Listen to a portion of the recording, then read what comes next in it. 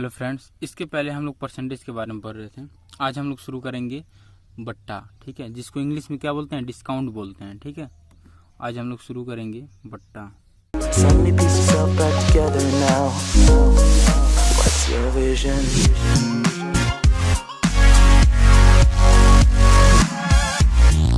ठीक है, तो आज हम लोग बट्टे के बारे में अध्ययन करेंगे। इसके पहले हम लोग लाभ हानि, प्रॉफिट एंड लॉस जिसको बोलते हैं, पढ़ चुके हैं। ये उसी से रिलेटेड है, बहुत ही आसान है।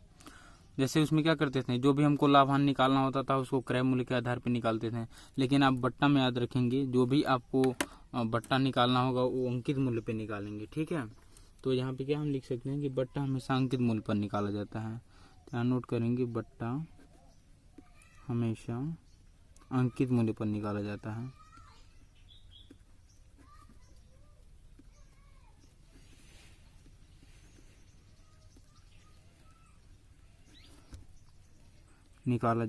ठीक है, बस इसमें यही एक छोटी जानकारी है कि इसमें क्या है, बट्टा हमेशा किस पे, अंकित मूल्य पे निकालेंगे। और लाभ हानि में हम लोग क्या करते थे, लाभ और हानि हमेशा क्रय मूल्य पर निकालते थे। ठीक, यही ट्रिक आपका पूरा चैप्टर खत्म कर देगा। ठीक है, अब देखिए एक बार हम आपको फिर से समझा देते हैं कि मान लीजिए जो लोग वीडियो ना देखे हों लाभ और हानि का, तो हम उनके लिए बता देते हैं कि क्रय मूल्य क्या होता है। क्रय मूल्य होता है कि जिसमें क्या होता है, जितने रुपए में आप खरीद रहे हैं। ठीक है, तो खरीदने वाला मूल्य क्रय मूल्य कहलाता है। और विक्रय मूल्य क्या कहलाएगा, विक्रय मूल्य बेचने वाला मूल्य। ठीक है, और देखिए अंकित मूल्य, आपको सबसे जरूरी बात ये समझना है कि अंकित मूल्य क्या होता है, क्योंकि हमको क्या करना है, बट्टा पढ़ना है। और जब बट्टा पढ़ रहे हैं तो हमको ये जानकारी होनी चाहिए कि अंकित मूल्य क्या होता है। ठीक है, तो जितना जो है रुपये छपा होता है, यानी वस्तु पर जो मूल्य छपा हो, ठीक है, छपा हो, कोई भी दुकानदार एक मूल्य छपवा देता है पहले से, उसे बोलते हैं अंकित मूल्य। ठीक है, और जितने में वो बेच देता है वही विक्रय मूल्य होता है, और जितने में आप खरीदते हैं वो क्या होता है, क्रय मूल्य होता है। चलिए हम लोग आगे चलते हैं, अब ये देखते हैं कैसे निकालेंगे। चलिए हम ये देखते हैं कि देखिए आपसे कुछ क्वेश्चन पूछे जाएंगे, जिनमें पूछा जाएगा कि क्रमिक बट्टा बताइए। अभी हम कुछ क्वेश्चन हल कर दिखा रहे हैं। तो इसमें आप देखिए क्रमिक बट्टा लिखा हो, अनुक्रमिक बट्टा लिखा हो, सतत बट्टा, लगातार बट्टा या क्रमांगत बट्टा, अगर इस तरह से नाम दिए गए हों तो सबका मतलब एक ही होता है। ठीक है, ये जितने भी नाम हमने दिए हैं यहाँ से यहाँ तक, ये सभी को एक ही नाम बोलते हैं। यानी क्रमिक बट्टा का ही दूसरा नाम है अनुक्रमिक, इसी का दूसरा नाम सतत, इसी का फिर अगेन। ठीक है, ये सभी मिलाकर एक ही शब्द है। क्वेश्चन में कोई भी शब्द दिया हो तो हमको वही चीज निकालना होगा जो हम किसी एक पे काम करेंगे। ठीक है, चलिए क्वेश्चन देख लेते हैं। ठीक है, ये क्वेश्चन हमारा आ गया कि 40% 10% की क्रमिक बट्टा का एक बट्टा होगा। ठीक, चलिए इसको हल करते हैं। तो देखिए डिस्काउंट मतलब क्या होता है, बट्टा होता है। तो जब हम डिस्काउंट निकालेंगे 40% का 10% की क्रमिक बट्टा हमको निकालना है। ठीक है, तो कोई भी वैल्यू कहाँ पे होती है, 100 पे, ये बात आपको पहले पता है। ठीक है, कोई भी वैल्यू 100 पे होती है। हमने आपको प्रॉफिट एंड लॉस में अच्छी तरह बताया था कि कोई भी वैल्यू अपने आप में 100 होती है। यदि हम 40% डिस्काउंट कर देते हैं, कितना हो जाएगा, चलिए 40 डिस्काउंट करेंगे, 100 कहाँ पहुंचेगा, 60 पे पहुंचेगा। ठीक है, अच्छा अब हम 60 से ठीक है, तो यानी 100 का जब हम 40% निकाले हैं तो हमको 40 मिला है, तो 40 जब घटाएंगे तो हमको 60 ही मिलेगा। ठीक है, और 60 का जब 10% निकालेंगे तो कितना मिल जाएगा, 6 मिल जाएगा। और 60 में से हम 6 घटा लेंगे। ठीक है, कितना बच जाएगा हमको, मिल जाएगा 6.10, 10% हमको निकालना है तो 54 मिल जाएगा। ठीक है, अच्छा यहाँ देखिए कितना है, 40, और यहाँ हमारा कितना है, 6। यानी अगर हम इन दोनों को ऐड कर लेते हैं तो हमको मिलता है 46, और यही 46% में हम लिख देंगे, और इसी को बोलेंगे एकल बट्टा। ठीक है, अब हम आपको क्वेश्चन समझा देते हैं कैसे हल किए हैं। देखिए क्वेश्चन दिया रहेगा 40% 10% की क्रमिक बट्टे का एक बट्टा होगा। यानी कोई भी क्वेश्चन हो पूछ दे कि इसके क्रमिक बट्टा का एकल बट्टा क्या होगा, या अनुक्रमिक बट्टा का एकल बट्टा होगा, या 40% 10% के लगातार बट्टा का एकल बट्टा क्या होगा, तो हम इसको हल करेंगे ऐसे। ठीक है, 100 का पहले क्या करेंगे, 100 का 40% निकालेंगे तो हमको कितना मिल जाएगा, हमको 40 मिलेगा। तो जब यहाँ 60 मिल जाएगा, सॉरी, तो 60 मिलेगा तो फिर हम 60 का 10% निकालेंगे और वो हमको मिल जाएगा 54। तो जो वैल्यू हमारी आई है उसको जोड़ लेंगे, वही हमारा क्या होगा, एकल बट्टा होगा। हम ये दिखा देते हैं कैसे हम निकाल रहे हैं। जैसे देखिए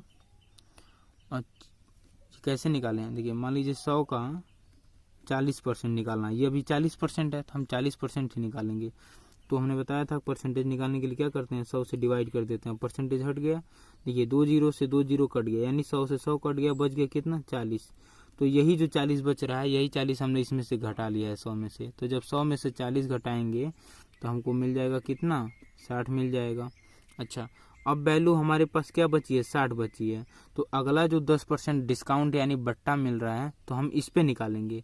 तो 60 का 10% जब हम निकालेंगे तो नीचे 100 से डिवाइड हो जाएगा, तो 2 जीरो से 2 जीरो कैंसिल, यहाँ देखिए 6 बच गया। अब 60 में से हम क्या करेंगे, 6 घटाएंगे तो हमको मिल जाएगा 54। तो जो वैल्यू हमारी वास्तविक मिली है, यहाँ पे कितना मिला, 54 मिला है, और यहाँ पे कितना मिला, 6 मिला है, और सॉरी यहाँ पे 40 मिला है, यहाँ पे 6 मिला है, ये तो लास्ट वाली वैल्यू है। तो हम 40 को और 6 को जोड़ लेंगे तो हमको मिल जाएगा 46%, यही हमारा बट्टा होगा। ठीक है, यानी हम एक बार में अगर बोलना चाहें तो 46% डिस्काउंट कर दें तो हमारा वही एकल बट्टा होगा। चलते हैं अगले क्वेश्चन पे। देखिए हमारा क्वेश्चन है, एक वस्तु का अंकित मूल्य 1200 रुपये है, यानी अंकित मूल्य मतलब जो मूल्य छपा हुआ है। ठीक है, उस वस्तु का जो मूल्य छपा हुआ है पहले से, उसका 1200 छपा हुआ है। ठीक है, तो एक वस्तु का अंकित मूल्य 1200 रुपये है, यदि इसे 840 रुपये में बेच दिया जाए, यानी दुकानदार ने कुछ डिस्काउंट करके 840 रुपये में बेच दिया, तो बट्टा का प्रतिशत क्या करेंगे, इसका मतलब कितने परसेंटेज का छूट मिला है ये मुझे पता करना है। ठीक है, इसको पता करने के लिए बट्टा हमने आपको पहले ही बता दिया है कि बट्टा किस पे निकलता है, बट्टा अंकित मूल्य पर निकाला जाता है। बट्टा हमेशा अंकित मूल्य पर निकाला जाता है। ठीक है, चलिए हम ये अंकित मूल्य को हम मार्केट प्राइस बोल सकते हैं, मार्क प्राइस बोल देंगे। मार्क प्राइस हमारा हो जाएगा, एमपी लिख देंगे हम। एमपी किसको लिखेंगे, अंकित मूल्य को। अंकित मूल्य को हम मार्क प्राइस बोलते हैं, अंकित मूल्य हो जाएगा। ठीक है, एमपी कितना हमारा है, 1200 रुपये है। चलिए, और बेच रहा है कितने में, 840 रुपये में, तो सेल प्राइस हमारा एसपी हो जाएगा कितना, 840 हो जाएगा। अब हमको इसे हल करना है, तो 8 360, तो सबसे पहले हम इसका अंतर निकालेंगे। जब हम अंतर निकालेंगे, दोनों को घटाएंगे तो मिल जाएगा कितना, 1200 माइनस 840, और हमको मिल जाएगा यहाँ पे 360, यानी इन दोनों का जो अंतर है वो 360 है, यानी छूट हमको 360 रुपये का मिला है। ठीक है, तो अब हम 360 का निकालेंगे परसेंटेज के रूप में। ठीक है, तो 360 को जब परसेंटेज में निकालेंगे तो 360 बटे कितना, ये कर देंगे 1200 और इंटू 100 कर देंगे, मिल जाएगा 0 0 बढ़ती हैं 36, 30% हमको मिल गया बट्टा। ये आंसर होगा। देखिए कैसे होगा, हम समझा देते हैं आपको। हम लोग क्या करते थे, जब लाभ प्रतिशत निकालते थे या हानि प्रतिशत निकालते थे तो क्या करते थे, लाभ को ऊपर रखते थे और बटे क्रय मूल्य रखते थे, यही करते थे ना। जब भी लाभ परसेंट निकालते थे तो लाभ को ऊपर रखते थे और नीचे क्रय मूल्य। हानि निकालना होता था तो हानि को ऊपर रखते थे, नीचे क्रय मूल्य रहता था। ठीक, तो लाभ और हानि हम कैसे निकालते थे, बेचने वाले मूल्य में से जितने की हानि हुई है घटाते थे, जो अंतर आता था अंतर को ऊपर रखते थे, और जितने में बेचा गया होता, जितने में खरीदे होते थे उसको नीचे कर देते थे। वही काम यहाँ किया, जो अंतर आया है हमने उसको ऊपर रखा है, और जो इसका अंकित मूल्य होता है उसको नीचे कर देते हैं, इंटू 100 कर देंगे। ठीक है, तो हम बोल सकते हैं इसका फार्मूला, बट्टा निकालने का फार्मूला हम आपको बता दें कैसे निकलते हैं। बट्टा बराबर हो जाएगा छूट बटे जितना छूट मिला है, क्या, अंकित मूल्य। दोनों हम मानते हैं मतलब एक ही होता है, लेकिन एक तरह से ये समझने का तरीका है कि मतलब इतने में से इतना, यानी कितने रुपए आपको अंकित मूल्य में से छूट मिला है उसको ऊपर रखेंगे और अंकित मूल्य को नीचे, और इंटू यहाँ क्या कर देंगे, 100 कर देंगे। और आपका बट्टा आराम से निकल जाएगा इसी फार्मूले से। ठीक है, अब आपको समझ में आ गया होगा। अगले क्वेश्चन चलते हैं। चलिए, अपना क्वेश्चन है, एक दुकानदार 960 रुपये में एक वस्तु बेच रहा है। ठीक है, विक्रय मूल्य हमारा 960 हो जाएगा, जिसका अंकित मूल्य 1200 रुपये है, तो वह कितने छूट की पेशकश रहा है। ठीक है, इस क्वेश्चन को आप भी लगा सकते हैं। कैसे लगाएंगे, देखिए यहाँ पे हम बोलेंगे कि हमारा देखिए विक्रय मूल्य 960 रुपये दिया है, तो हम ESP की कितना लिखेंगे, 960 लिखेंगे, और मार्क प्राइस हमारा यानी अंकित मूल्य 1200 रुपये है, इसको नोट कर लेंगे। अच्छा, अब आपको छूट निकालना है यानी डिस्काउंट हमको निकालना है, बट्टा। तो हम बट्टा बराबर क्या जानते हैं, बट्टा बराबर छूट। छूट कितना मिल रहा है, देखिए 960 में बेचा है, इसका मतलब कितना छूट मिला है, 40 हो जाएगा, 1000, 240 का छूट मिला है। तो 240 को हम ऊपर रख देंगे और नीचे क्या हो जाएगा हमारा 1200 हो जाएगा और इंटू 100 हो जाएगा। और यहाँ जब कैंसिल करेंगे हम तो देखिए 2 जीरो से 2 जीरो कैंसिल हो गया, 12 दूना 24 यानी 20% का हमको क्या मिल रहा है, छूट मिला है। यही हमारा आंसर होगा। समझ में आ गया? फिर से समझा देते हैं। एक दुकानदार 960 रुपये में एक वस्तु बेच रहा है। ठीक है, तो हमारा सेल प्राइस हो जाएगा 960 और मार्क प्राइस 1200। ठीक है, तो जब हम इनका अंतर निकालेंगे, अंतर कैसे निकाले हैं, 1200 माइनस 960, तो घटकर हमारा आ जाएगा 240। तो 240 को हम ऊपर रखेंगे और नीचे अंकित मूल्य। हमेशा याद रखिएगा कि बट्टा कभी भी निकलेगा तो अंकित मूल्य पे निकलेगा, तो इंटू 100 कर देंगे और जब इसे कैंसिल करेंगे तो हमको मिल जाएगा 20% का छूट और यही हमारा आंसर होगा। ठीक है, चलिए अगले क्वेश्चन पे चलते हैं। तो हमारा अगला क्वेश्चन है, एक फोटोग्राफर कैमरे के विज्ञापित मूल्य पर 10% छूट देता है। 20% लाभ प्राप्त करने के लिए 600 रुपये की लागत वाले कैमरे के लिए कितना मूल्य अंकित मूल्य दिया जाना चाहिए। ठीक है, यानी कह रहा है कि अंकित मूल्य कितना होना चाहिए इसका, 600 रुपये में लागत वाले कैमरे के लिए। ठीक है, तो ये हमारा टाइप्स चेंज हो चुका है, यानी ये दूसरा हमारा टाइप्स है और इसका नाम है, ठीक है, कि बट्टा देने पर भी लाभ होना, यानी बट्टा देने पर भी क्या हो रहा है, लाभ हो रहा है, उसको लाभ होना। ठीक है, चलिए इसको हल करते हैं।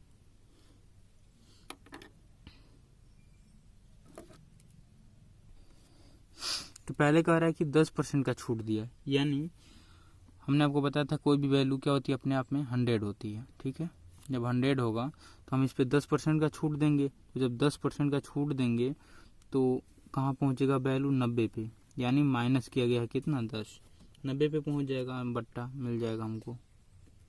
ठीक है, अच्छा फिर कह रहा है कि 20% लाभ प्राप्त करने के लिए 600 रुपये लागत वाले कैमरे के लिए। ठीक है, तो हमको 20% लाभ चाहिए। जब हमने बताया था कि जब भी लाभ की बात की जाए प्रॉफिट और लॉस वाले वीडियो में, तो 100 के आगे वैल्यू लिखते हैं, यानी जब हमको लाभ होगा तो 100 में ऐड कर देंगे और जब हानि होगी 100 से घटा देंगे।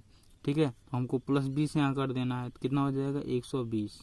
ठीक है, अच्छा यहाँ पे हमको क्या मिल रहा है, लाभ मिल रहा है, 20% का लाभ मिल रहा है और हमको 20% वाला ही पूछ रहा है। हमने आपको ये भी बताया था टाइप्स में कि जो पूछा जाए उस वैल्यू को ऊपर रखते हैं, यानी अब हम यहाँ शुरू कर रहे हैं कि 600 रुपये वाला, तो 600 रुपये का पूछ रहा है तो हम 600 यहाँ लिख देंगे, इंटू कर देंगे। 20% लाभ वाले का पूछ रहा है तो 20% लाभ वाला का वैल्यू कितना है, 120 है, और यहाँ बट्टा वाला हमारा कितना है, 90 है, इसको नीचे कर देंगे।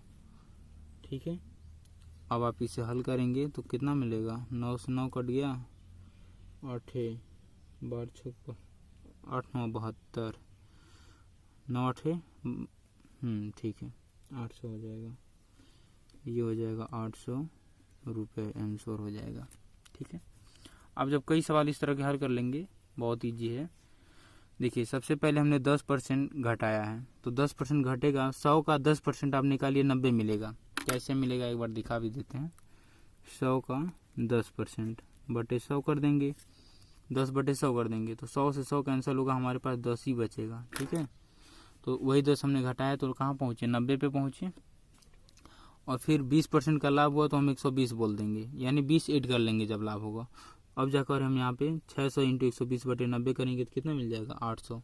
जिन लोगों को ये ना समझ में आया हो परसेंटेज हमने कैसे निकाला, परसेंटेज वाला एक अलग वीडियो बना हुआ है, 3-4 पार्ट है उसमें, आप पहले पार्ट में देख लेंगे, आपका क्लियर हो जाएगा। पहले पार्ट में ही, इसका इंट्रोडक्शन में ही मैंने बताया कैसे परसेंटेज निकाला जाता है। ठीक है, जिनको परसेंटेज क्लियर है वो बहुत ही इजी तरीके से निकाल सकते हैं। ठीक है, चलिए अगले क्वेश्चन में चलते हैं। 30,000 रुपये अंकित मूल्य वाला कंप्यूटर 28,000 रुपये में बेचा जाए तो छूट की दर क्या होगी। ठीक है, हमारे लिखा हुआ है अंकित मूल्य यानी एमपी, मार्केट प्राइस हमारा कितना है, मार्केट प्राइस हमारा है 30,000, 30। ठीक है, और एसपी कितना है, सेल प्राइस 28,000। हमने आपको क्या बताया था, सबसे पहले अंतर निकाल लेते हैं। जब हमको अंतर मिल जाएगा कितना, 2,000 का, 28 है ना, तो 2,000 का अंतर मिल गया हमको 2,000 का, यानी जिसको छूट भी बोल सकते हैं, इसको छूट भी बोलते हैं। ठीक है, अंतर को तो हमको बट्टा निकालना है कितने दर पर निकला। ठीक है, तो दर निकालेंगे छूट की दर, छूट की दर बराबर कितना हो जाएगा, छूट बटे अंकित मूल्य। अंकित मूल्य हमारा है 30,000 और इंटू 100 होता है। कैसे, बट्टा बराबर होता है छूट बटे अंकित मूल्य इंटू 100। बट्टा बराबर होता है छूट बटे अंकित मूल्य इंटू 100। वही हमने किया है जो इसके पहले हमने क्या लिखवाया था आपके लिए। बट्टा बराबर होता है छूट बटे 30 अंकित मूल्य इंटू 100। यही फार्मूला हमने यूज किया है जो हमने आपको बताया था। ठीक है, अब आप इसे जब हल करेंगे तो मिल जाएगा आपको, नीचे देखिए 4 जीरो हैं, ऊपर कितना है 3 5 जीरो है, तो 4 जीरो से 4 कट जाएगा, ऊपर बचेगा 20/3 हो जाएगा यहाँ पे। और जब हम इसे हल करेंगे तो मिल जाएगा 3 6 18, 3 6 18 6, और मिल जाएगा 2 हो जाएगा बटे 3, 6 सही 2/3 हमको मिल जाएगा आंसर। ठीक है, 6 सही 2/3 प्रतिशत में आएगा क्योंकि दर पूछ रहा है। ठीक है, और हमने दर निकाला भी है। कैसे होगा ये 20/3, देखिए 6 त्रिक 18, 6 त्रिक 18। देखिए इन दोनों को मल्टीप्लाई करते हैं और इनको ऐड कर लेते हैं और इनको +2 करेंगे, हमको कितना मिल जाएगा 20/3 ऑटोमेटिक हो जाएगा। यहाँ पे 3 हम हर में है तो हर में रहने देंगे, तो इस तरह से हमको मिल जाएगा 20/3 और यही हमारा आंसर होगा। ठीक है, अगला क्वेश्चन देखते हैं। अगला क्वेश्चन है, एक व्यापारी लागत मूल्य से 25% अधिक बिक्री मूल्य अंकित करता है और बिक्री के समय 10% की छूट देता है, तो लाभ प्रतिशत क्या होगा। ठीक है, देखिए 25% कर रहा है, अधिक बिक्री मूल्य कर रहा है, यानी जो उसका वास्तविक मूल्य है उससे अधिक अंकित कर रहा है। मान लीजिए शुरुआत उसका 100 था। ठीक है, अब 25% जब अधिक करेगा तो कितना हो जाएगा, 125 हो जाएगा। भाई हम 100 में ऐड करेंगे 25 को। ठीक है, ये मान लेंगे कोई भी वैल्यू 100 थी और 25% अधिक ऐड किया तो कितना हो गया, 125 हो गया। और कह रहा है बिक्री के समय 10% का छूट दिया, 10% का जब छूट दीजिएगा कितना हो जाएगा, ये 12.5 हो जाएगा। ठीक है, तो यानी देखिए 25% अधिक किया है, इसका मतलब क्या हुआ है, लाभ के ऊपर लाभ किया है। ठीक है, जब वैल्यू अधिक करेगा वास्तविक से तो भाई महंगा होगा, तो महंगा में जब बेचेगा तो उसको लाभ होगा। तो जब अगला हम लाभ देखेंगे तो हो जाएगा हमारा कितना, 112.5 हो जाएगा। ठीक है, क्योंकि 10% की छूट दे रहा है तो इसका 10% कितना होगा, इसका जब 10% निकालेंगे तो हमको 12.5 मिलेगा। और जब 12.5 को अगला में ले जाएंगे। ठीक है, अब हम इसको नाम दे देते हैं, किसको क्या बोलेंगे। देखिए जो हमारा लागत मूल्य है यानी उसको बोलेंगे क्या, क्रय मूल्य। क्रय मूल्य हमारा कितना हो गया, 100 हो गया। ठीक है, और अंकित किया 25% बढ़ाकर, तो अंकित मूल्य हमारा हो जाएगा 125 अंकित मूल्य। ठीक है, समझिए बात को। यहाँ लिखा है एक व्यापारी लागत मूल्य से 25% अधिक किया, तो लागत मूल्य हम मान लेते हैं 100 है। ठीक है, अब 25% अधिक करके अंकित किया तो अंकित मूल्य हमारा कितना हो जाएगा, 125। ठीक है, यानी हम 25 इसमें ऐड कर देंगे। जो कह रहा है क्वेश्चन वही करना है यहाँ पे। ठीक है, और फिर कह रहा है जब बेचा गया तो हमारा विक्रय मूल्य कितना हो गया, बेचा गया विक्रय मूल्य तो 10% की छूट दिया। तो जब 10% का छूट दिया यानी 12.5% का छूट दिया। ठीक है, 10% का छूट दिया तो इतना हम घटा लेंगे। ठीक है, तो फिर हम कहाँ पे आ जाएंगे, यहाँ पे आ जाएंगे। तो हमको जो लाभ होगा वो हो जाएगा 12.5 का बट्टा दिया 10%, तो बेचेगा कितने में? विक्रय मूल्य हमारा 112.5 रुपये होगा। यहाँ देखिए 10% का छूट हम यहाँ लिख देंगे, कितना हो जाएगा? 12.5 हो जाएगा। तो जब 12.5 हम ऐड करेंगे तो 112 हो जाएगा। और अब हम देखेंगे लाभ कितना है, लाभ, ठीक है। देखिए कोई भी वैल्यू मान लीजिए 100 थी, हम बोले इसमें 10% का लाभ हुआ तो हम कितना लिख देते हैं? 110 लिख देते हैं। हम बोले 15% का लाभ हुआ तो कितना लिखेंगे? 115 लिखेंगे। हम बोले 25% का लाभ हुआ तो कितना लिखेंगे? 125 लिखेंगे। तो इसमें कितना लिखा हुआ है? 112.5 लिखा है। इसका मतलब 12.5 अगर हम घटा देते कितना हो जाएगा? 100 हो जाएगा। इसका मतलब कोई वैल्यू 100 थी, अब 12.5 रुपये का लाभ हो रहा है, ठीक है। तो 12.5 रुपये का लाभ हो रहा है तो कितना हो जाएगा? 112.5 लिखा जाएगा।